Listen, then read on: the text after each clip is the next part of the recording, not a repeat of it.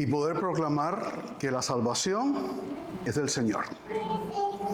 Pero no solamente eso, que tú también eres del Señor y que debes vivir para Él, para su gloria, para su honra, para su alabanza. No basta con venir el domingo a cantar y a declarar verdades si después no las vivimos en nuestra vida práctica, en nuestra vida diaria. Yo espero que hayan tenido una hermosa semana, a pesar de las aflicciones, a pesar de los problemas, a pesar de las circunstancias adversas que cada uno haya podido tener, de preocupaciones, de problemas familiares, en fin, de lo que es la vida en esta tierra. Recuerda que no estamos en el cielo, lo sabía, ¿no? No estamos en el cielo. Aquí ninguna cantidad de salud le va a conservar eternamente en la tierra. Aquí ninguna cantidad de dinero le va a hacer vivir mejor aquí en la tierra y poder acceder a la eternidad porque usted tenga una fortuna. Aquí ningún estado de satisfacción que usted pueda alcanzar en este mundo y con lo que el mundo ofrece le va a dar a usted la seguridad eterna. Lo único que le va a salvar, lo único que le va a preservar eternamente es entender que Cristo es el Señor. Es aceptar a Cristo como Señor y Salvador y vivir para Él. Vivir para cumplir su propósito, no el tuyo. Es el propósito de Dios. Que tú vivas para su gloria, vivas para su honra, vivas para su alabanza. No sé si lo has entendido. Dios busca su gloria por encima de todas las cosas y te ha incluido a ti en ese plan. Para que tú le des gloria a Él. No para que busques tu vida, no para que hagas tu proyecto. No, el proyecto tuyo es el proyecto de Dios. Darle gloria y alabanza. Para eso te creó.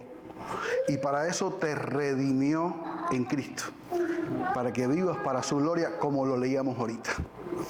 Y por eso, como tenemos que vivir para su gloria, tenemos que poner orden en nuestra vida. Y ya vimos que tenemos que poner orden en la iglesia en cuanto a la enseñanza. Y vimos que había que poner orden en el culto.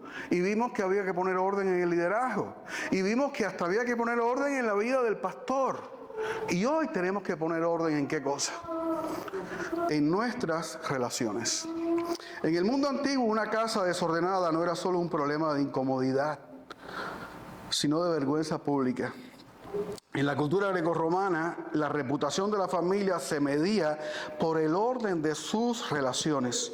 Si un hijo desobedecía, si una viuda quedaba desamparada o si alguien era perezoso, la vergüenza no caía solo sobre la persona, sino sobre toda la familia. Y eso también pasa hoy en día. Nos sentimos mal cuando estas cosas acontecen en el seno de nuestra familia. Pablo retoma esa idea cultural y la aplica a la casa de Dios. ¿Qué es la iglesia? Columna y baluarte de la verdad. Casa de Dios. Es donde Dios ha decidido morar aquí en la tierra. Recuerda que en el Antiguo Testamento Dios moraba en un tabernáculo. Después David quiso construir un templo para que Dios tuviera su morada en el templo. Pero recuerda que Dios no habita en casa ni en templo hecho por manos humanas. Hoy Dios ha decidido morar ¿dónde? En su iglesia. Por lo tanto, nosotros somos la casa de Dios. Si hay desorden en las relaciones, el mundo hablará mal del evangelio. Si la iglesia vive ordenada, en cambio, con respeto, pureza y amor, ¿qué traeremos al evangelio? Gloria, el evangelio brillará. Es como cuando un visitante entra en tu casa. Si ve armonía entre padres e hijos, dice, qué buena familia. Pero si encuentra pleitos, descuido y faltas de respeto, ¿qué pensará? Esto está perdido, esto no sirve como familia. Es más, no es una familia. Así pasa cuando el mundo mira a la iglesia. En el capítulo 4, Pablo advirtió del peligro de la apostasía, que es apartarse de la fe permanentemente. Ahora en el capítulo 5 y el inicio del 6, que es el que vamos a estar viendo hoy, advierte del peligro del mal testimonio, desorden en las relaciones que hace que el mundo blasfeme contra el evangelio, contra el Señor. Para evitar esto hay que hacer algo. ¿Y qué es lo que hay que hacer? Muy simple. Debemos ordenar nuestras relaciones como iglesia para que el testimonio del Evangelio en el mundo sea irreprensible. Debemos ordenar nuestras relaciones como iglesia para que el testimonio del Evangelio al mundo sea irreprensible. Y recuerda que Dios te escogió a ti para dar testimonio de su Evangelio. Y para que ese testimonio del Evangelio sea irreprensible, tenemos que poner orden en nuestras relaciones como iglesia. Ahora bien, ¿cómo debemos ordenar esto? ¿Cómo debemos poner orden en nuestras relaciones para que el testimonio del Evangelio al mundo sea irreprensible? Bueno, vamos a ir a 1 de Timoteo, capítulo número 5, versículo 1 al 6, 2. 1 de Timoteo, capítulo 5, 1 al 6, 2, como bien lo pueden ver en la pantalla. Y ya estamos viendo algo, ¿no? Cuando hablamos de las características del pastor, decía que tiene que ser irreprensible. ¿Quién más tiene que ser irreprensible? ¿La iglesia? Así que esto es para todos, no solo para el pastor. Todos tenemos que tener ese anhelo, ser irreprensible. Leemos el texto. Dice la Biblia: no reprendas al anciano, sino exhórtale como a padre, a los más jóvenes como hermanos, a las ancianas como a madres, a las jovencitas como hermanas, con toda pureza. Honra a las viudas que en verdad lo son. Pero si alguna viuda tiene hijos o nietos, aprendan estos primero a ser piadosos para con su propia familia y a recompensar a sus padres, porque esto es lo bueno y agradable delante de Dios. Mas la que en verdad es viuda y ha quedado sola, espera en Dios, y es diligente en súplicas y oraciones noche y día. Pero la que se entrega a los placeres viviendo está muerta. Manda también estas cosas para que sean irreprensibles. Porque si alguno no provee para los suyos y mayormente para los de su casa, ha negado la fe y es peor que un incrédulo. Sea puesta en la lista solo la viuda no menor de 60 años, que haya sido esposa de un solo marido, que tenga testimonio de buenas obras, si ha creado hijos, si ha practicado la hospitalidad, si ha lavado los pies de los santos, si ha socorrido a los afligidos, si ha practicado toda buena obra. Pero viudas más jóvenes no admitas, porque cuando impulsadas por sus deseos se rebelan contra Cristo, quieren casarse, incurriendo así en condenación por haber quebrantado su primera fe. Y también aprenden a ser ociosas, andando de casa en casa, y no solamente ociosas, sino también chismosas y entremetidas, hablando lo que no debieran. Quiero pues que las viudas jóvenes se casen, críen hijos, gobiernen su casa, que no den al adversario ninguna ocasión de maledicencia, porque ya algunas se han apartado en pos de Satanás. Si algún creyente o alguna creyente tiene viudas, que las mantenga y no sea agravada a la iglesia, a fin de que haya lo suficiente para las que en verdad son viudas. Los ancianos que gobiernan bien sean tenidos por dignos de doble honor, mayormente los que trabajan en predicar y enseñar. Pues la Escritura dice: no pondrás bozal al buey que trilla, y digno es el obrero de su salario. Contra un anciano no admitas acusación, sino con 2 o 3 testigos. A los que persisten en pecar, repréndelos delante de todos, para que los demás también teman. Te encarezco delante de Dios y del Señor Jesucristo y de sus ángeles escogidos, que guardes estas cosas sin prejuicios, no haciendo nada con parcialidad. No impongas con ligereza las manos a ninguno, ni participes en pecados ajenos. Consérvate puro. Ya no bebas agua, sino usa de un poco de vino por causa de tu estómago y de tus frecuentes enfermedades. Los pecados de algunos hombres se hacen patentes antes que ellos vengan a juicio, mas a otros se les descubren después. Asimismo se hacen manifiestas las buenas obras, y las que son de otra manera no pueden permanecer ocultas. Todos los que están bajo el yugo de esclavitud tengan a sus amos por dignos de todo honor, para que no sea blasfemado el nombre de Dios y la doctrina. Y los que tienen amos creyentes no los tengan en menos por ser hermanos, sino sírvanles mejor, por cuanto son creyentes y amados los que se benefician de su buen servicio. Esto enseña y exhorta. Señor, gracias, porque tu palabra es santa, porque tu palabra es viva, porque tu palabra es eficaz, y porque tú la envías, Señor, y sabemos que la prosperarás en aquello para lo cual tú la envías. Que en esta hora, Señor, tú obres en nuestras mentes y corazones. Que nos hagas actos para entender tu palabra, y a mí para poder comunicarla. Que podamos en esta tarde salir de aquí fortalecidos, edificados, consolados, exhortados, para hacer tu voluntad, Señor, no la nuestra. Para vivir para tu gloria y hacer que el Evangelio brille en este mundo. Pedimos todas estas cosas en el nombre de Jesús, tu Hijo amado. Amén. Es un texto largo, Pero espero que el tiempo y el mensaje no sea tan largo. Así que estamos hablando de poner orden. ¿A cuántos les gusta el orden? Dice Claudio. Y yo lo sé. Cuando llegué a esta ciudad vi qué piso más brillante. Ajá, y para tener un piso brillante hay que darle... ¿Qué cosa? Brillo. Brillo. Y entonces hay una canción que dice sácale el brillo al piso, Teresa, en Cuba, y ella también se llama Teresa. Y entonces eso habla de orden. Y las que no tienen el piso brillante no se preocupen por eso, que a lo mejor el piso suyo, por más brillo que usted le da, no va a coger brillo. No se preocupe. Simplemente estoy poniendo un ejemplo de lo que significa estar en orden y querer tener todo en orden. Bueno, así mismo tenemos que tener nosotros la iglesia. Ya estamos viendo. Recuerde que cuando Cristo vino a nuestra vida es porque estaba desordenada. ¿Entiendes? El pecado desordena, el pecado corrompe, el pecado pudre, el pecado mata. Y eso es lo que sucede cuando alguien empieza a morirse. Su organismo comienza a desordenarse y cada parte quiere hacer lo que quiere y todo entra en contradicción, se produce un shock y viene la muerte. Empieza el desorden. ¿Comprende? La iglesia no puede morir. La iglesia tiene que ordenarse para poder vivir y cumplir los propósitos para los cuales Dios la tiene aquí en la tierra. Por lo tanto, estamos tratando de ordenar esto. No porque esté muy desordenado, sino porque cada día puede estar más ordenado, cada día puede brillar más, cada día puede coadyuvar más al propósito para el cual Dios nos escogió y nos dejó aquí en la tierra hasta que Él venga como iglesia y hasta que Él nos lleve como personas que somos parte de la iglesia. Así que si queremos poner orden en nuestras relaciones para que el testimonio del Evangelio sea irreprensible, lo primero que tenemos que hacer a la luz del texto es poner orden en nuestras relaciones como familia espiritual. Según dice el versículo del capítulo 5, del 1 al 16, esta sección que habla de que la iglesia es una familia espiritual y está directamente relacionado esta sección con esta idea, tenemos que pues darnos cuenta de eso. El pasaje comienza mostrándonos que la iglesia es una familia espiritual. ¿Qué cosa tú eres de Dios? Hijo. Fuiste adoptado en Cristo. Fuiste traído a la familia. Tú eres un miembro de la familia. Por lo tanto, ¿qué somos todos?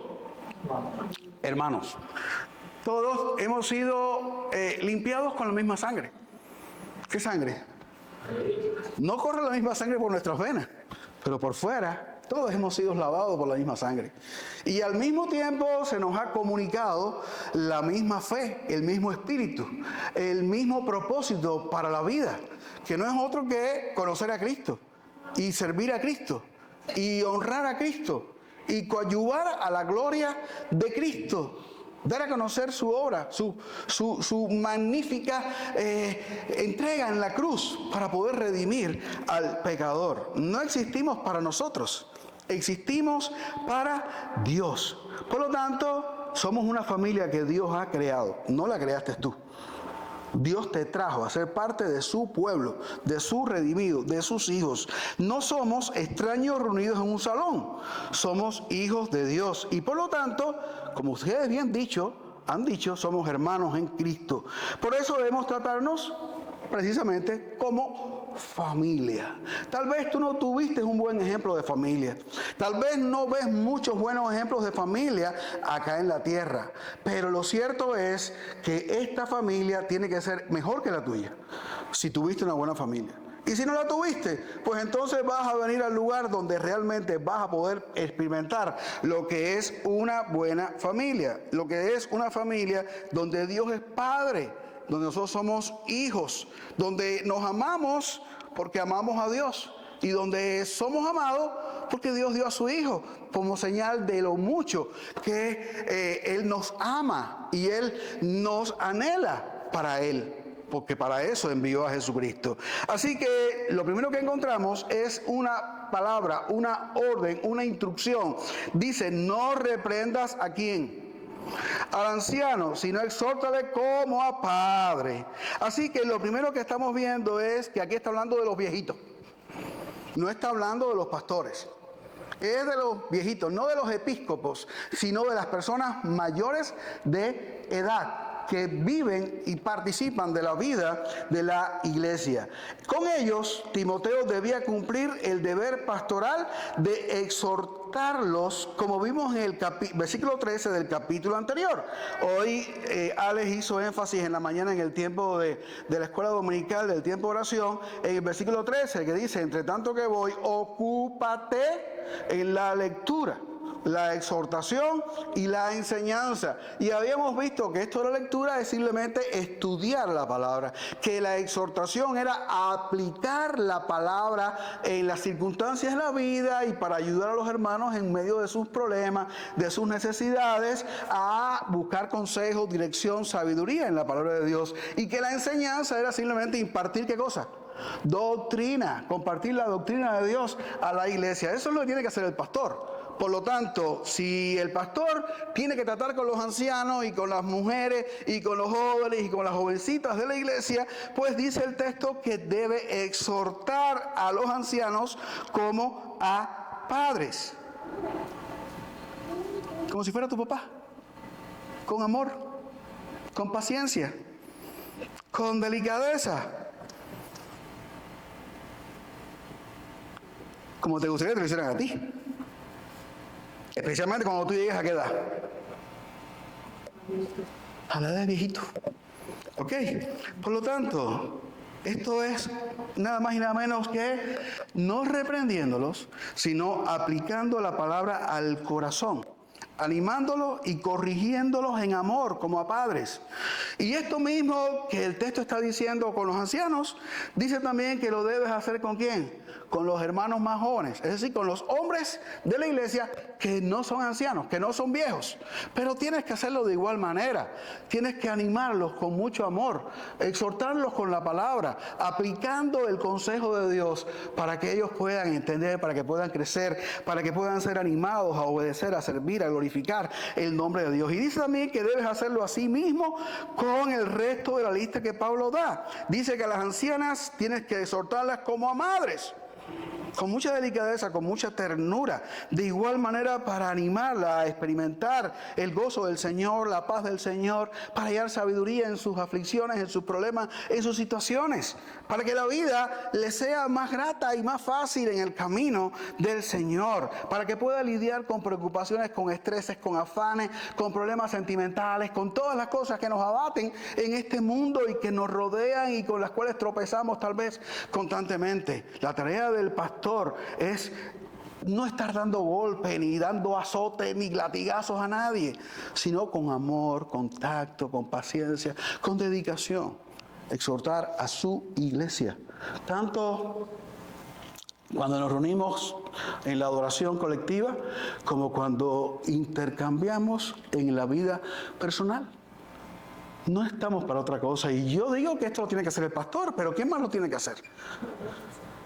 Unos a otros.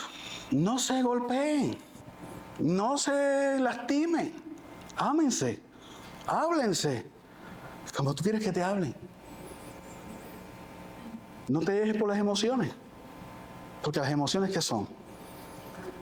Dañinas. Guíate por el Espíritu. Y deja que el Espíritu te use para motivar, para transformar, para guiar a otros en el camino del Señor, que no es fácil. Recuerden que esto no es fácil. La vida cristiana va contra tu naturaleza. Porque tú eres un pecador. Porque tú eres un hombre que ama, ¿qué cosa? Lo malo. Tú amas ir por el camino contrario a Dios. ¿Se acuerdan de la generación de Enoc? Todo el mundo iba cuesta abajo en su rodada. De ahí vino la canción esa, ¿entiendes? Todo el mundo y camino al infierno, a la perdición, todo el mundo en contra de Dios. Pero Enoc, ¿qué hacía? En otra dirección, contracorriente. Y por eso fue traspuesto para no ver muerte, porque agradó a Dios y dio testimonio de que, dice la Biblia, que dio testimonio de que había agradado a Dios, o que Dios dio testimonio de que Él le había agradado, porque Él se lo llevó para no ver muerte. Lo sacó de la condenación, de la muerte, de la destrucción que venía sobre la tierra, porque era un hombre que agradaba a Dios. Tienes tú que agradar a Dios en todas las cosas. Déjate usar por Dios para animar a tu iglesia, para motivar a tu iglesia. Dice después que tienes que hacerlo también así con las jovencitas. A las ancianas como madres y a las jovencitas como hermanas. Pero hay una palabra. Con toda pureza. Vivimos en un mundo cochino. Las redes sociales son buenas, pero todo depende del uso que se le dé. Y tú te puedes dar cuenta que las redes sociales están llenas de pecado, de maldad, de cosas sucias. Sin tú quererlo, te llega. Y si lo rechazas, te sigue llegando.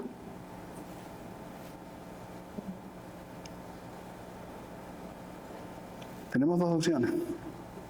O cerrar la internet, o tener que lidiar con eso y superarlo. Porque lo cierto es que sirven como herramientas. Ahora mismo Ramfi está haciendo un tremendo trabajo con todo lo que tiene que ver con la promoción de la palabra, de la vida de la iglesia. Y para eso está usando las redes sociales. Pero mientras nosotros promovemos los valores del reino, otros promueven los valores del diablo. Es difícil. Es un mundo impuro. Es un mundo que intenta arrastrarnos a todos a la contaminación, a lo profano, a lo diabólico. Y en medio de todo eso, se nos demanda a los cristianos ser puros. Y aquí se le dice al pastor que debe tratar a las jovencitas de la iglesia como hermanas, con toda pureza. Esa última frase, ¿qué podrá significar? Timoteo era joven y Pablo le recuerda que en el ministerio no hay lugar para malas intenciones ni para actitudes sospechosas. La pureza es el sello de toda relación dentro de la iglesia. La pureza en este pasaje no es solamente un consejo moral, es un mandato. ¿Sabes para qué? Para proteger el evangelio. Porque el evangelio es puro. Porque el evangelio purifica. Porque nosotros recibimos el evangelio y tenemos que guardarlo puro. Así que en nuestras relaciones tenemos que manifestar el evangelio puro. Y recuerde, hay mucho que hablar sobre un pasaje y yo no tengo todo el tiempo. Y la vida de la iglesia tampoco me da todo el tiempo para hablar sobre todas las implicaciones de esto. Pero sería bueno que usted piense. Ok, y si usted es hombre, recuerde que a usted también se le está diciendo que debe tratar a las hermanas de la iglesia con toda pureza. Pero si usted es hermana de la iglesia, usted también debe tratar a los hombres de la iglesia con toda pureza. Y si usted es soltero y está interesado en una hermana de la iglesia, hable claro. No se ponga a estar inventando. Háblele a Dios. Y después comunique. Después que habló con Dios y sabe que Dios dijo, ok, dale. Sigue, continúa por este camino porque esta es la mujer que yo tengo para ti. Entonces comuníquele sus intenciones. Pero recuerde que usted para ser un hombre de una mujer cristiana, tiene que ser un hombre de Dios. Y recuerde, mujer, que usted para buscar en la iglesia a un hombre de Dios, tiene usted que ser una mujer de Dios. Porque si tienes una mujer de Dios, vas a encontrar cualquier cosa, aún dentro del templo, que te va a hacer la vida un yogur. No sé si entienden la frase, la vida un yogur. Un asco. Te va a quedar mal. Te vas a sentir mal. Un vinagre. Ok. Lo encontraste en el templo, pero eso no es de Dios, no sirve. Te va a arruinar tu vida y tus días. Y lo mismo le digo a los hombres con las mujeres. Pureza es la clave en nuestras relaciones para proteger el evangelio. Luego Pablo pasa a un caso particular dentro de la vida de la iglesia en aquel tiempo, es posible que no se aplique tanto a la vida de la iglesia hoy o a nuestro contexto, pero tiene implicaciones en otros sentidos también en cuanto a nuestras relaciones. Así que Pablo va a hablar ahora de las viudas. Si tenemos que honrar al anciano, si tenemos que honrar a la anciana, si tenemos que honrar al hombre que no es un viejo, y tenemos que honrar a las jovencitas de la iglesia, pues Pablo dice ahora que aquí te tengo un ejemplo claro. Vamos a honrar entonces a las viudas que en verdad lo son. En aquel tiempo las viudas eran uno de los grupos más vulnerables de la sociedad. No había seguros, no había ayudas estatales, no había el Social Security, no había tal vez agencias de ayuda como las que pueden existir hoy en día para ayudar a a personas en situación vulnerable. Si una mujer quedaba viuda y no tenía hijos que la cuidaran, podía quedar completamente desamparada. Pero Dios es sabio y Dios ha provisto siempre en su palabra la solución o el tratamiento de los diferentes casos que se puedan presentar dentro de su pueblo. Y cuando leemos Éxodo 22:22, Deuteronomio 10:18 o Salmo 68:15, nos estamos dando cuenta que Dios es defensor de las viudas. Y que Dios es defensor de los huérfanos, y que Dios es defensor de los desvalidos, aquellos que Israel había despreciado, aquellos que Israel había tirado al abandono a la basura. Recuerden el ejemplo de Jesús, la viuda pobre. Era rechazada, era despreciada, porque era una viuda pobre de Israel. Sin embargo, fue exaltada, fue alabada, porque había dado más que los demás. Sin embargo, los que tenían bastante no daban prácticamente nada. Así que Dios siempre ha tenido en cuenta a este tipo de personas, a personas en situación vulnerable. La iglesia debe reflejar ese corazón de Dios. Por eso la iglesia debía tener un plan de cuidado. ¿Qué somos como iglesia? ¿Te acuerdas de Caín y Abel? ¿Qué pasó? Caín quería matar ¿a quién? A su hermano. Y cuando Dios lo reprendió y le llegó y le habló, ¿cuál fue la respuesta de Caín? ¿Acaso soy yo guarda de mi hermano? ¿Y qué hizo? Lo mató. El primer homicidio, el primer asesinato en la historia de la humanidad. ¿Dónde? Allí mismo, en el Edén. En la iglesia eso no se puede dar. En la iglesia sí somos guarda de mi hermano. Somos responsables del cuidado de mi hermano. No solamente el pastor. Todos nos debemos cuidar los unos a los otros, como en la familia. Que los padres cuidan a los hijos. ¿Cierto? Pero ¿y los hijos no tienen que cuidar a los padres? No tienes otro. No tienes otra mamá. El hecho de que tú no tengas la responsabilidad de cocinar no significa que no puedas pelar la vianda, o que no puedas pelar los ajos, o que no puedas fregar, o que no puedas mantener tu cuarto recogido y en orden. ¿Comprende? Y no puedes ayudar. Nos cuidamos los unos a los otros. ¿Ok? Eso es la iglesia. Un reflejo de la familia. Así que entonces, hay viudas, hay personas vulnerables, hay personas que necesitan entre nosotros. ¿Y qué hace Pablo entonces? Pablo simplemente hace que la iglesia pueda entender esta verdad a través de establecer principios claros para ayudar a la viuda que en verdad lo es. Recuerda que en este mundo hay cosas que parecen y no son. Y tenemos que tener discernimiento hasta la hora de poder dar y ayudar a otros en su necesidad. ¿Qué dice el versículo 5 y 6? Dice, mas la que en verdad es viuda y ha quedado sola, espera en Dios y es diligente en súplicas y oraciones noche y día. Pero la que se entrega a los placeres, viviendo, está muerta. Es decir, la que no tiene familia que la sostenga y que además es una fiel sierva del Señor, a esa hay que ayudar. Las viudas que solo buscan placer no deben vivir del sostén de la iglesia. En el versículo 6, Pablo lo dice: la que se entrega a los placeres, viviendo, está muerta. No anhela a Dios, no busca a Dios, anhela satisfacción carnal, natural, mundanal. La ayuda de la iglesia no puede fomentar el pecado, sino que tiene que sostener, ¿qué cosa? La piedad, y a los que son piadosos. Entonces, de acuerdo a la orden que Pablo está dando, la familia biológica debe cuidar primero.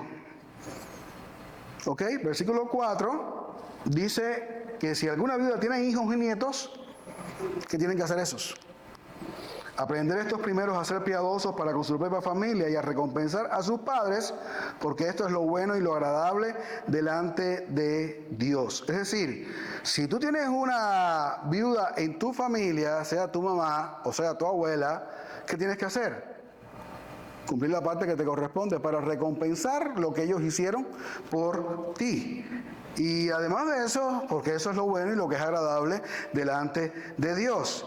Y además de eso, porque la Biblia dice que debemos honrar a nuestro padre y a nuestra madre, que es el primer mandamiento con promesa para que te vaya bien y seas de larga vida sobre la tierra que Jehová tu Dios te da. Y ese es el primer mandamiento con promesa. Dice el versículo 8 que si alguno no provee para los suyos y mayormente para los de su casa, ha negado la fe. Y es peor que ¿qué? Volvemos al principio: si no amas a tu hermano a quien has visto, no puedes amar a Dios a quien no has visto. Entonces, ¿quién está más cerca de ti? ¿Quién es más que tu prójimo, que tu abuela o que tu mamá o que una tía tal vez que quedó viuda en tu familia? Te corresponde a ti ayudarla, sostenerla, guardarle de situaciones de hambruna, de miseria, de calamidad y de todas estas cuestiones. La verdadera piedad, ¿dónde comienza? En la casa. ¿Y dónde se practica la piedad, que es el Evangelio? ¿Dónde? Tiene que empezar en la casa, ayudándonos, cuidándonos y guardándonos los unos a los otros. La iglesia entonces debe honrar a las viudas verdaderamente necesitadas y piadosas. En el versículo 9 y 10 se describe el perfil de una viuda que es digna de recibir ayuda y que debe ser puesta en la lista. Esto es como una oficoda. Esto no, los colombianos no tuvieron jamás el privilegio de tener una oficoda. Van para allá, pero no lo tienen todavía. No sé si los venezolanos tuvieron el privilegio de oficoda, pero que tuvieron, creo que un plan, ¿cómo se llamaba? El plan de las cajas de comida y esas cosas que daba el CLAC. Ajá, los cubanos estamos también escapados en eso es la copia, ¿entiendes? Y no sé, los demás que están aquí, los boricuas no saben ni qué cosa es eso. Rey, estás perdido, ¿no? Tuviste el privilegio de tener una oficoda. ¿Entiendes? La oficoda era la oficina de no sé qué cosa y no sé qué más, pero que a fin de cuentas era para darte un pan diario, un poquito de aceite y 5 libras de arroz cuando era arroz, y si no, lo demás. Si tenías cáncer o tenías diabetes, bueno, te tocaba por ahí que te dieran una librita de leche, 1 kilogramo, o un poquito de pollo, un poquito de carne y una viandita. ¿Entiendes? Y eso no era regalado, eso era vendido. Los cubanos somos a veces muy sueltos al hablar y decimos: no, me dan. No, a ti no te daban nada, a ti te lo cobraban. Ok, entonces eso era la oficoda. Bueno, la oficoda, no quieras tú tener una oficoda en tu país, pero en la iglesia había una lista. ¿Comprende? Les ilustro para que entiendan. Una lista a través de la cual se controlaba y se ponía en ella ¿a quiénes? A las viudas que en verdad eran viudas, la que no tenía familia, la que no vivía una vida perdida, la que realmente cumplía con el listado de cualidades que debía tener para ser una viuda que la iglesia ayudara. Así que en esta lista se administraban a las viudas, se conocía quiénes eran, se administraban los recursos y también se reconocía a este grupo especial que servían en la iglesia.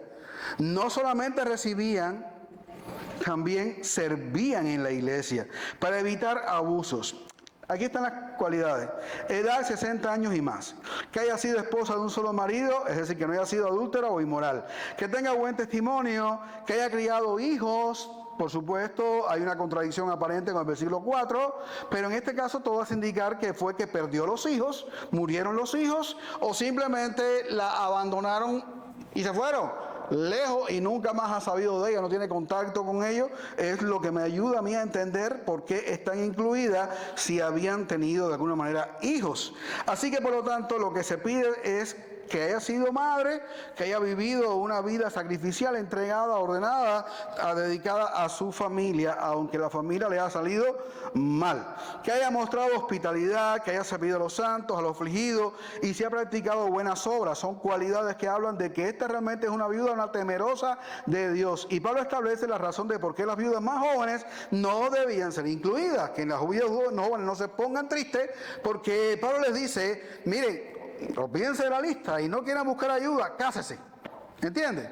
Sea feliz, búsquese un esposo que la mantenga, que la sostenga y críe hijos y tenga su familia, porque a fin de cuentas usted es joven todavía, disfruta la vida.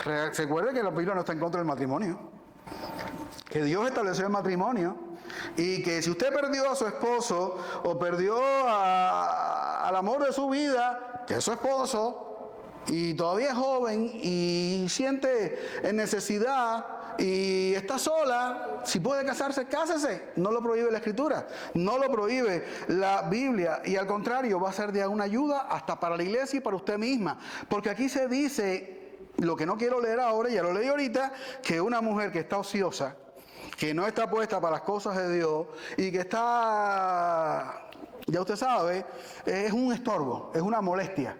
Y no va a servir para dar gloria y honra al nombre del Señor. Dice aquí el 14, quiero pues que las viudas jóvenes se casen, críen hijos, gobiernen su casa, que no den al adversario ninguna ocasión de maledicencia, de hablar mal del Evangelio, de hablar mal de los cristianos, de hablar mal de la iglesia. Y aunque aquí no se incluyen los hombres, la misma historia. Aunque no hable de una lista de hombres viudos, porque los hombres están en otra categoría, luchan, trabajan, tienen fuerzas para lidiar con las situaciones de la vida. Si usted se quedó viudo, no tenga pena. Si encuentra una mujer de Dios, igual que la viuda, un hombre de Dios, cásese, no se limite.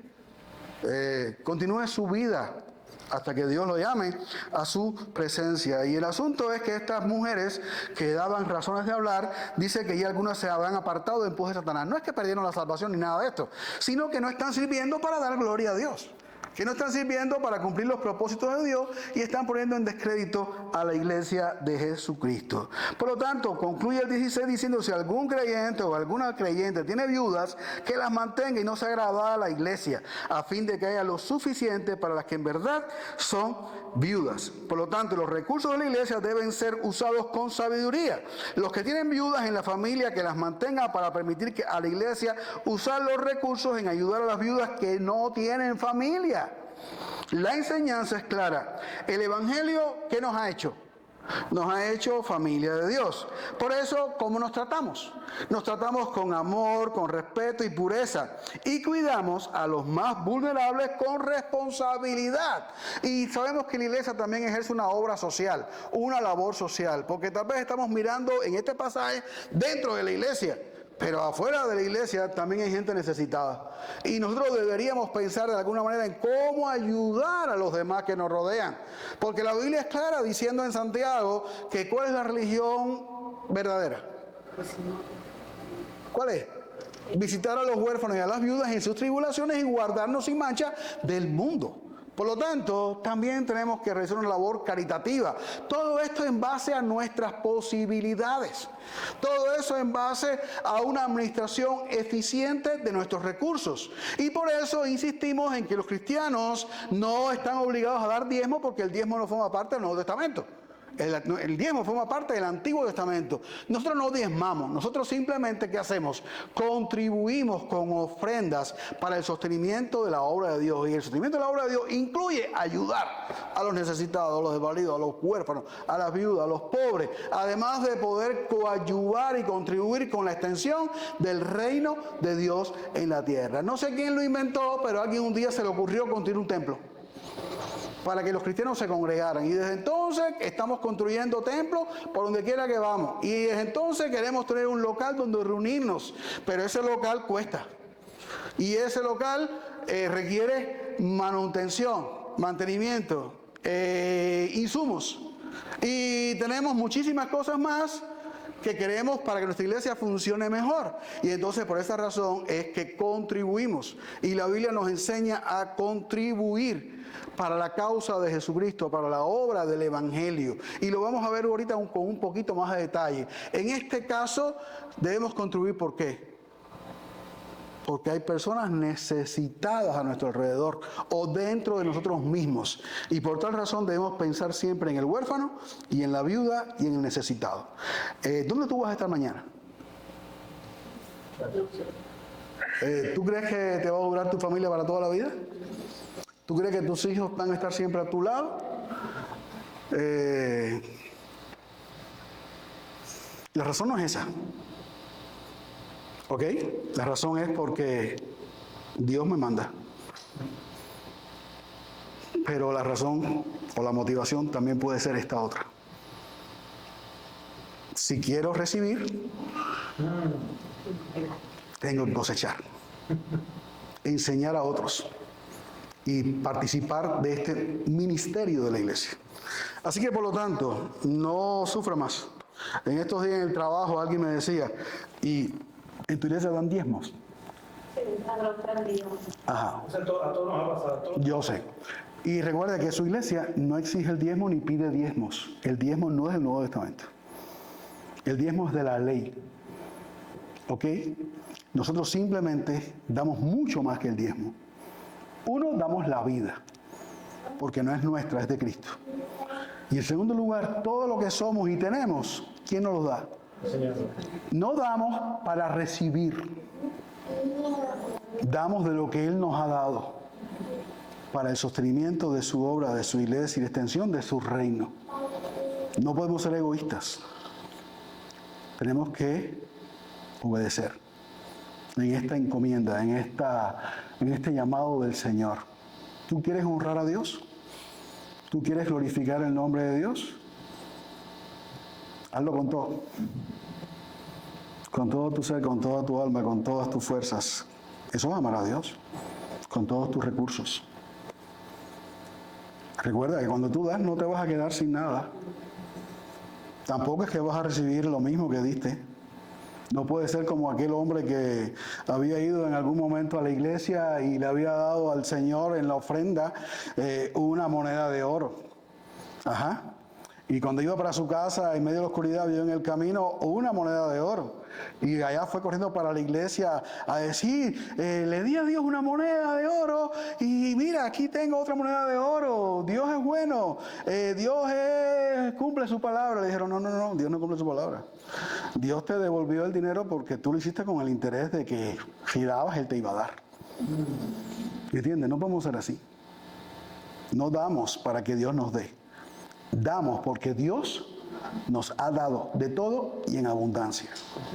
Y recuerda que la clave en este mundo no es cuánto gano, sino cuánto gasto. Sea sabio y sea prudente. Si usted gana 10, no puede gastar 20. No puede gastar ni siquiera 10. Tiene que gastar 8 para ahorrar 2. ¿Ok? Seamos inteligentes. No debemos llevar por la corriente del mundo.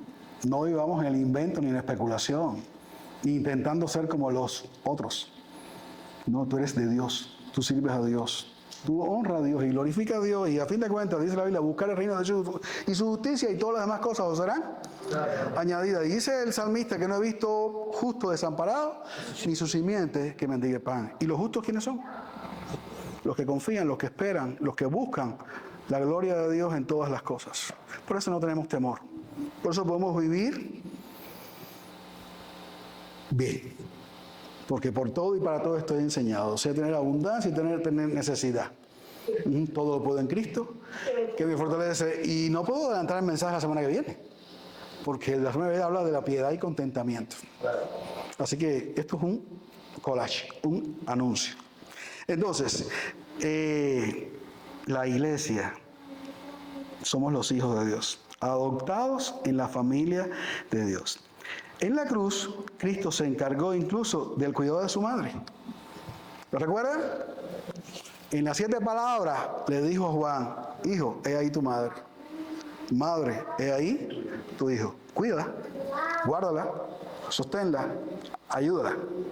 Cuando la iglesia vive como familia y cuida a los vulnerables con discernimiento, está reflejando ¿qué cosa? El corazón de Jesucristo.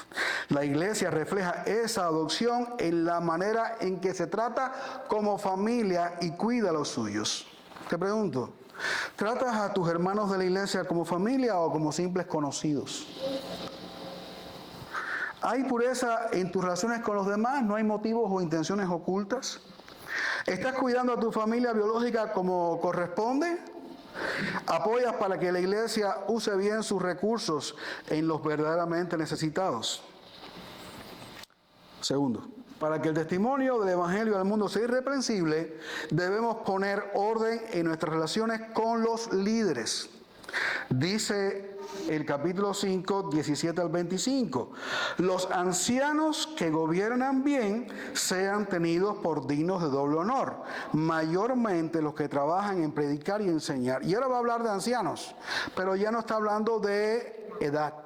Ahora está hablando de rol o función dentro de la congregación. La palabra que se usa para ancianos es episcopos, la misma que pastor, obispo, presbítero, es decir, el que guía a la iglesia, el que enseña a la iglesia, o los que guían y enseñan a la iglesia. Y dice que los ancianos que gobiernan bien sean tenidos por dignos de doble honor, mayormente los que trabajan en predicar y enseñar. Es decir, aunque todos los ancianos deben ser aptos para enseñar, según 1 Timoteo capítulo 3, 2, ¿ok? No todos se dedican a este ministerio. Es como los diáconos. Aunque todos somos diáconos, no todos tienen la función específica otorgada por la iglesia de tener el compromiso y la responsabilidad de hacer que las cosas funcionen en el ámbito material, logístico y de organización dentro de la iglesia. No todos se dedican a ese ministerio. Todos deben ser tenidos por dignos de honor, deben ser honrados. Si usted mira en el pasaje, la palabra que se usa, ¿qué cosa es? Honrar, honrar, honrar. Y todo esto para honrar, ¿qué cosa? El Evangelio. Así que deben ser tenidos por dignos de doble honor los que trabajan en predicar y enseñar. Esto no implica solamente respetarlo, como se respeta a los demás porque nos guían, nos aman, nos enseñan la palabra, sino también este doble honor está hablando de sostén económico, pues alimentan a la iglesia con la palabra, porque su tarea demanda mucho tiempo y esfuerzo total, y además porque así Jesús lo enseñó. Es más, no lo enseñó, lo ordenó. Cuando uno lee el texto, ahí hay unas referencias debajo que cita a Deuteronomio 25:4, hablando de que no pondrás bozal al buey que trilla. Hoy tenemos tractores que comen gasolina, no comen trigo. Pero en aquel tiempo en que habla la Escritura, eran bueyes. El otro día mi mamá me contaba de que él tiene un tío en Venezuela que tiene finca y que tiene muchos animales y que vive monte adentro, y me enseñó una burrita o un burrito donde iba su tío y su tía montados para ir 4 horas a una carretera y ahí coger tal vez un transporte que lo llevara al hospital porque su tía está enferma. ¿Comprende? Dígame usted que ese hombre le tenga puesto al burro, el pasaje habla de buey, pero yo quiero poner al burro en este caso con un bozal en la boca. ¿Cómo se alimenta ese animal? ¿Cómo toma agua ese animal? Ok, en el campo de aquel tiempo los bueyes eran los que araban y recogían la cosecha y demás. Y entonces la ley aún tenía provisión hasta para los bueyes. Es decir, por más interesado que estuvieras en el dinero y por tener una cosecha abundante, tú no le podías tapar la boca al buey. Porque en la medida que él iba trabajando, iba cosechando, tenía que ir comiendo ¿de qué? De lo que tenía delante, del trigo. Así que no lo puedes matar de hambre. Tienes que sostenerlo, tienes que alimentarlo y dejar que coma todo el trigo que él quiera. No le pongas una ficoda. ¿Ok? Que coma todo el trigo que él quiera. De igual manera dice el texto después en la otra referencia que Jesús lo ordenó diciendo que el obrero es digno de su alimento. Cuando entren en una ciudad y cuando fueran a hacer la misión, no vayan llevando ni alforja, ni saco, ni ninguna de estas cosas. Simplemente coman lo que les pongan delante, porque el obrero es digno de su salario, de su comida. Y Pablo dice en 1 Corintios 9, 13 al 14, que esto es una orden del Señor, porque así lo ordenó el Señor, que los que sirven al Evangelio vivan del Evangelio. La iglesia no debe ver esto como un gasto, sino como obediencia a Dios. Y por otro lado, el pastor tiene que conformarse. Y eso no lo tengo escrito aquí. Pero tiene que conformarse. Porque si él es pastor de una iglesia que puede pagarle X, que viva con X. Pero si puede pagarle Y, que viva con Y. Y lo demás se lo busque de otra manera. O que simplemente piedad y contentamiento para conformarse y sostenerse en Dios sin dejar de hacer su obra. Pero la enseñanza es clara. Si la iglesia tiene un siervo que predica el Evangelio y sirve al Evangelio, no puede dejarlo morir de hambre. Tiene que de alguna manera proveerlo, alimentarlo, sostenerlo, ayudarlo, como hace también con las viudas. ¿Ok? Porque la tarea de pastor es difícil. No estoy abogando para mí, estoy diciendo que la Biblia enseña. ¿Comprende? La Biblia enseña que ser pastor es algo difícil y que requiere horas y que requiere esfuerzo y que requiere estar, ¿sabe dónde? Donde está el enfermo, donde está el necesitado, en la cárcel, en la calle, en el templo, en las reuniones, con la familia, en una corte. Todo esto es para servir a Dios y a las necesidades de su grey. Pero además de eso, haciendo 4.000 funciones administrativas. Y además de eso, preparándose. Porque lo vimos la semana pasada. El pastor tiene que estudiar. Si quiere guardarse y guardar la iglesia del error, tiene que estar arriba de ¿qué? La palabra. Oteando en el espacio. ¿Por dónde viene el enemigo? ¿Por dónde viene la mentira? ¿Por dónde está trabajando el maligno? ¿Por dónde está destruyendo o intentando penetrar el enemigo para destruir el pueblo de Dios, la iglesia del Señor? ¿Cómo está intentando contaminar el mensaje? Tiene que estar sobre sus rodillas orando. Y tiene que estar con la Biblia abierta en mano, preparando un sermón, un mensaje para que no venga al púlpito, como se decía en Cuba, a dar lechuga. Porque ustedes no quieren lechuga. Y tampoco quieren leche.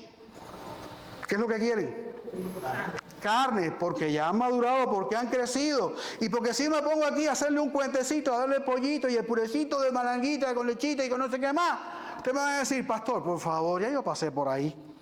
Y yo sé que aunque la iglesia tiene personas en diferentes niveles, me toca a mí darle carne a algunos y al mismo tiempo darle leche a otros.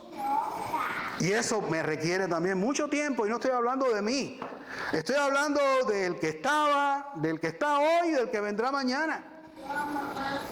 Alimentar a la iglesia es tan difícil como alimentar a la familia. Requiere mucho tiempo, mucha inversión. Por lo tanto, seamos conscientes de que esto no es un gasto. Esto es simplemente un servicio que damos al Señor en obediencia a Él. Al mismo tiempo, los pastores, que son un don de Dios a la iglesia, no están por encima de la disciplina que protege la santidad de la iglesia. Esos mismos pastores que la iglesia debe cuidarlos, guardarlos y ayudarlos en su sostenimiento, dice que contra un anciano no admitas acusación sino con 2 o 3 testigos. Y a los que persisten en pecar, ancianos, repréndelos delante de todos para que los demás también teman. Pablo le dice a Timoteo que no acepta acusaciones contra un anciano ni contra nadie, sino con testigos válidos. Porque en el caso de los pastores son blancos fáciles de todo tipo de calumnia. Los pastores, todo el mundo siempre está hablando de él. Son el centro, están puestos todos los ojos.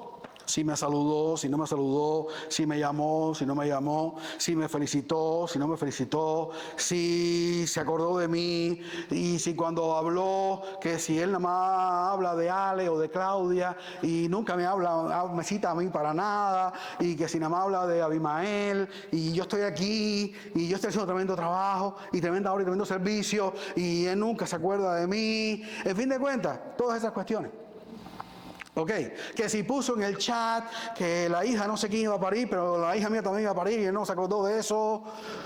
Por eso le doy gracias a Dios, porque aquí el chat no lo manejo yo. ¿Entiendes? Y tenemos que tener cuidado con el chat, porque no todo el mundo puede estar poniendo cosas en el chat. Porque no todos tienen la madurez ni el nivel espiritual para saber qué pongo. Y los administradores tienen que estar chequeando eso constantemente. Porque hay cosas muy bonitas y parecen muy espectaculares, pero que no edifican y que no están en concordancia con lo que creemos, practicamos y queremos para la iglesia. Y yo estoy muy contento porque en nuestro culto buscamos ¿qué cosa? Exaltar a Cristo, exaltar su cruz, su evangelio, humillar al pecador y promover la santidad. Para eso es que estamos aquí. Aquí no te vamos a entretener con milagros, con sanidades, con musiquita emocional que te haga llorar y temblar y derretirte aquí. No venimos para eso. Venimos para exaltar a Cristo, venimos para ser edificados con la palabra. Por eso aquí yo me paro a predicar ¿a qué hora? A la hora que el grupo de adoración termina de predicarnos la palabra a través de la música. Por eso es que aquí no venimos a brincar y a formar la gozadera. No, basta el tiempo pasado para haber hecho todas esas cosas. Aquí venimos a meditar, a cantar las maravillas de Dios, las verdades del Evangelio. Por eso hablamos de la cruz, hablamos de la redención, hablamos de la justificación, hablamos de la santidad de Dios, que yo debo ser como Él y que Él no me está pidiendo un sacrificio, no, que Él me hizo santo. Y yo debo simplemente vivir en santidad. Y me encanta la alabanza cuando está centrada en Cristo. Y me encanta la iglesia cuando tiene a Cristo como el centro. Y me encantan los cristianos que tienen a Cristo en el centro de su vida y de su existencia y que anhelan y desean ser como Cristo. Y para eso la iglesia tiene que trabajar muy duro. Y el pastor tiene que estar metido hasta en eso, decirle esa musiquita muy bonita y muy rica para dormir niños. O para entretener a incautos, pero no para la iglesia. Porque no tiene el evangelio por ningún lado. No habla de Dios por ningún lado. Está hecha para deleitar la carne o las emociones. Pero no comunica nada del espíritu. Es judaizante. Porque no me habla de Jesucristo y de su cruz. Y el pastor es un pesado. Y los que administran el chat son unos pesados. Porque controlan. Es así. Así nos manda el Señor. Cuidarnos de la herejía, del error y de todo aquello que nos desvía. Porque sin darnos cuenta, nos pasa igual que al conejo. El que pone trampas al conejo o a la liebre, ¿sabe lo que hace? Le abre un caminito en medio del yerbazal o del bosque. Y el primer día, la liebre no va a pasar por ahí. El segundo día, y mire para atrás. El tercer día, avanza un poquito más. Y al cuarto día, cayó en la trampa. Y así pasa con todo lo que no es de Dios. O lo que parece que es de Dios, pero no me va a llevar a Dios. Es atractivo, huele bien, parece que es rico, como la manzana, que no sé qué dijo una manzana, como la fruta. Era agradable a los ojos y era codiciable para alcanzar la sabiduría. Y parecía que eso era lo máximo, pero te mató. ¿Comprenden? Seamos sabios. Así que por lo tanto, los pastores van a ser el centro de todo tipo de calumnias de la iglesia. Como dice Oscar Tañón, que digan lo que quieran de mí. Si es para honrar y glorificar el nombre de Dios. Que hablen bien o que hablen mal. Que hablen. ¿Entienden? Y que pregunten. Y que indaguen. Y que conozcan el por qué hacemos las cosas que hacemos como iglesia.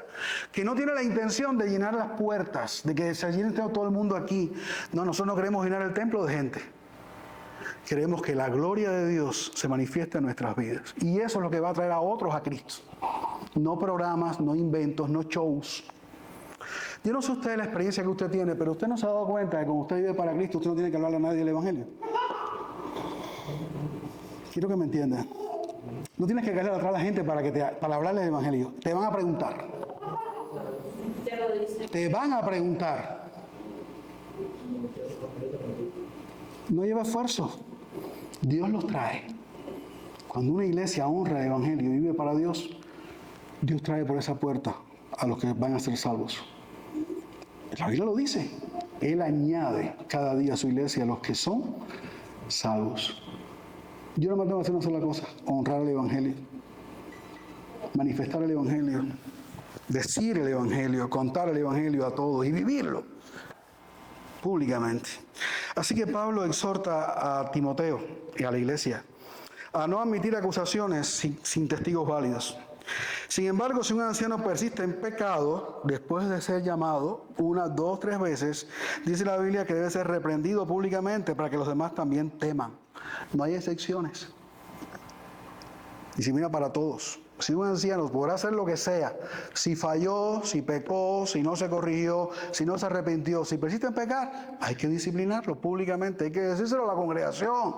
Y si insiste, hay que ponerlo, mire, fuera, como manda la Escritura, porque él no es mejor que los demás. Él es uno entre los demás miembros de la iglesia, igual que ellos. Además, Pablo exhorta a Timoteo a no mostrar favoritismo ni parcialidad, sino a actuar con justicia. Y le dice que no ordene ancianos a la ligera. Es decir, que no ponga a alguien en liderazgo sin antes haber probado su carácter y su fidelidad, porque los pecados ocultos, como dice después de la partecita del vino, ¿entiende?, tarde o temprano salen a la luz, así como también las buenas obras, lo cual apoya la idea de dar tiempo para ordenar ancianos, como vimos en el capítulo 3, que no fuera un neófito, sino alguien que podemos ver vida, que podemos ver frutos de vida cristiana.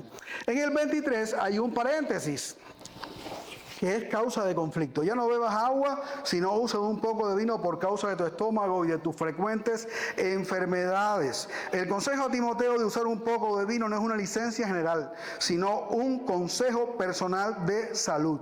El agua en Éfeso era peligrosa. Timoteo tenía un estómago débil. La gente usaba el vino como purificador del agua. No había cloro.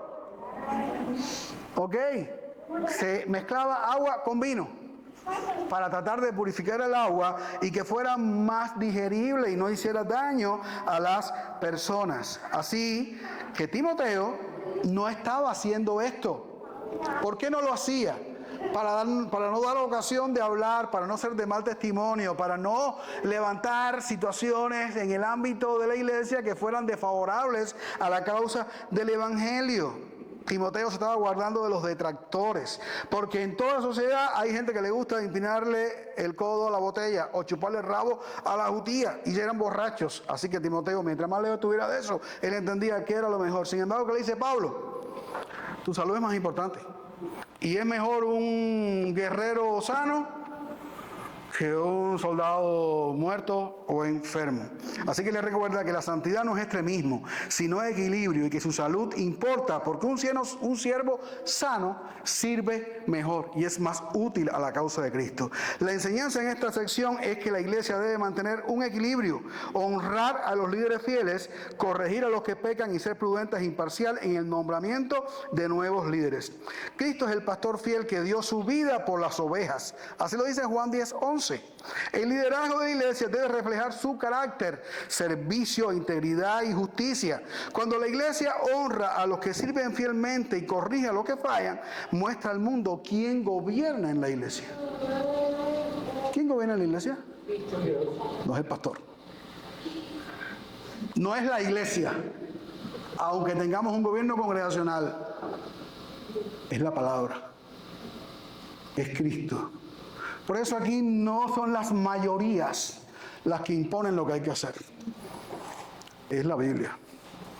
Y es la mayoría supeditada a la Escritura y en obediencia a la Escritura. Y no sé si lo sabías o no, pero es así. Quien manda en la iglesia es Dios. Para que el testimonio, en tercer lugar, del Evangelio del mundo sea irreprensible, debemos poner orden en nuestras relaciones en el mundo. Dice el versículo capítulo 6, versículos 1 y 2. Todos los que están bajo el yugo de esclavitud tengan a sus amos por dignos de todo honor, para que no sea blasfemado el nombre de Dios y la doctrina. Y después leo el otro. El pasaje concluye con un tema sensible, la esclavitud. ¿Cuántos aquí han sido esclavos? De pecado. Pero además de eso, ¿fuiste esclavo de algún amo? ¿O de algún terrateniente? ¿O de algún esclavista? Gracias a Dios, en la sociedad actual, no, las personas, al menos en Occidente, ya no experimentan esa condición. La Biblia es clara. Pablo no aprueba la esclavitud, pero enseña a los siervos cristianos cómo vivir en ese contexto. En Éfeso y el mundo romano, más de la mitad de la población era esclava o era liberta, es decir, que habían sido antes esclavos. Y la esclavitud era un sistema económico en aquel momento. Muchos cristianos eran esclavos, pero el Evangelio no abolió la esclavitud inmediatamente, sino que creó las condiciones para quitarla. ¿Cómo? Ya no hay esclavo ni libre. ¿En Cristo qué somos? Siervos, todos de Cristo, ciudadanos, libres, iguales. Y así, con el cristianismo, se erradicó la esclavitud. El principio es claro. El testimonio del Evangelio está en juego. Si el amo era incrédulo, como dice después el versículo 2, el siervo debía honrarlo para que el nombre de Dios no fuera blasfemado. Y si el amo era creyente, el siervo debía servirle aún mejor, porque ya no solamente era su amo. ¿Ahora qué cosa era? Su hermano. ¿Se acuerdan de Onésimo y Filemón? Lea esa epístola. Filemón. Ok, ahí hay un ejemplo claro de lo que es la reconciliación de relaciones entre esclavos y amos, que ahora son hermanos en Cristo. Hoy no vivimos en esclavitud, pero sí tenemos responsabilidades en el trabajo. Lo saben, ¿no? En la escuela, jóvenes, estudiantes, lo saben, ¿no? Y en la sociedad. Este principio nos llama a vivir con integridad y respeto en todo lugar. Un empleado cristiano que trabaja con diligencia y respeto, aun cuando su jefe no lo ve, predica más con sus actos que con 1000 palabras. ¿A qué vino Cristo? A servir y no a ser servido. Cuando servimos con integridad, reflejamos al mundo el carácter de Cristo y protegemos el testimonio del Evangelio. Recuerda que Cristo, como hijo, honró a ¿quién? A sus padres. Como ciudadano, honró a las autoridades. Dad a César lo que es de César y a Dios lo que es de Dios. Y como siervo, honró a su Señor al punto de obedecerle hasta llegar a la cruz. ¿Qué tú eres? Un siervo. Honra a tu Señor. Hónrale en todo. Hónrale en tu trabajo, en tu escuela, en la sociedad en la que tú vives, para que seas como Cristo, para que exaltes el nombre de Jesucristo y para que la gente se maraville al verte vivir y te pregunten, ¿por qué? ¿Por qué eres así? ¿Por qué actúas así? Entonces puedes decir, porque Cristo vive en mí. Porque Cristo me cambió, me transformó. Porque Cristo puso orden en mi vida. Trabajas con excelencia aun cuando tu jefe no te ve. Tu conducta en el trabajo hace que otros hablen bien del Evangelio o da motivo para que te critiquen. ¿Sirves con amor y diligencia a los hermanos en Cristo? ¿Sirves en el trabajo como para el Señor y no solo para los hombres? Yo iba a decir concluyo para que los niños vinieran, pero ya los niños vinieron. Hermanos, ¿por qué debemos ordenar nuestras relaciones en la iglesia? ¿Por qué debemos ordenar nuestras relaciones en la iglesia? Porque Cristo mismo murió para comprar una iglesia santa e irreprensible. Él se entregó para santificársela y presentársela a sí mismo gloriosa, sin mancha ni arruga. Él nos redimió para purificar un pueblo suyo, que dice la Escritura que tiene que ser celoso de buenas obras. Él nos hizo su templo para que su gloria se muestre al mundo. Él nos reunió en un cuerpo para que la iglesia muestre la multiforme sabiduría de Dios a los principados y las potestades en las regiones celestiales. Él oró para que fuéramos uno, para que se diera entre nosotros la armoniosa relación que existe entre Padre, Hijo y Espíritu Santo. Tenemos que ser un reflejo de esa relación, de esa vida que hizo posible nuestra redención, nuestra salvación. una misma mente, un mismo propósito, un mismo corazón, un mismo sentir, es lo que la Biblia enseña. Cada vez que vivimos con respeto, pureza, honra, justicia y amor en nuestras relaciones, estamos mostrando que la sangre de Cristo no fue en vano, sino que realmente nos limpió y nos transformó. Pero cada vez que en la iglesia hay pleitos,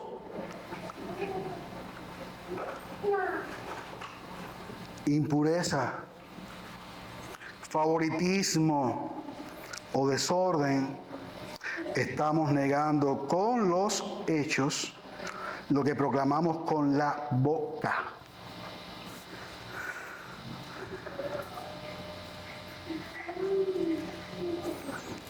El Evangelio no solo nos reconcilia con Dios,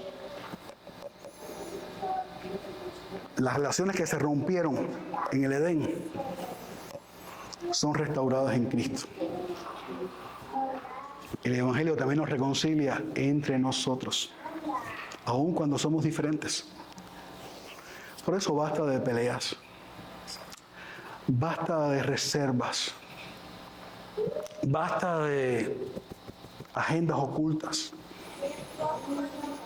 basta de estarnos velando para condenarnos, criticarnos.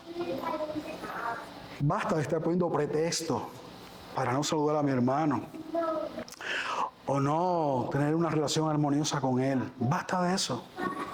Basta de estar arrastrando el pasado. Basta. Deja el orgullo, deja la arrogancia, deja la soberbia, deja la altivez. Todo eso es el diablo. Sé humilde. Sé dócil. Sé manso. La ley es contra ti cuando tú eres así, pero no es contra ti cuando tú eres guiado por el Espíritu y se manifiesta amor, gozo, paz, paciencia, benignidad, bondad, fe, mansedumbre, templanza. La Biblia dice que contra tales cosas no hay ley. No es tu iglesia, es la iglesia de Cristo.